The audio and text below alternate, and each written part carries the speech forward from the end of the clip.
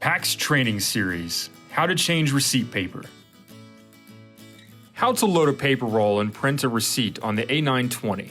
In this video, we'll be covering how to load the printer, opening the hatch, and placing the roll correctly into the hatch. Accessing the payment application of choice. Accessing the function tab. Entering the passcode. Accessing system settings. And enabling print preview. Loading the paper roll into the A920.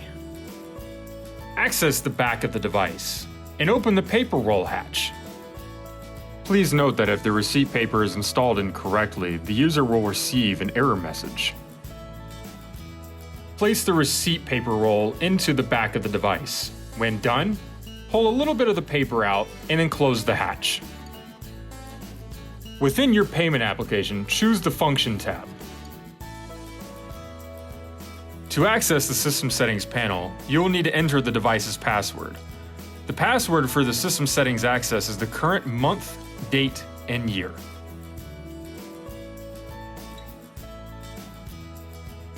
In the Settings panel, choose the System Settings tab. Within the Working Mode section, toggle your Print Preview to Enabled. Printing a transactional receipt.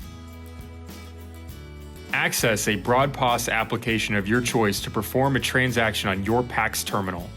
Input sales information pertaining to your transaction.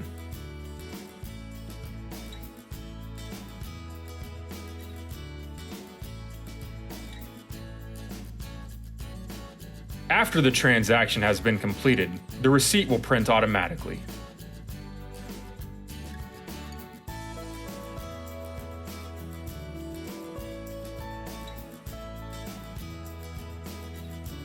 Other A-series terminals that follow this step-by-step setup for enabling print preview are the A80 and the A930. Thank you for watching and choosing PAX Technology.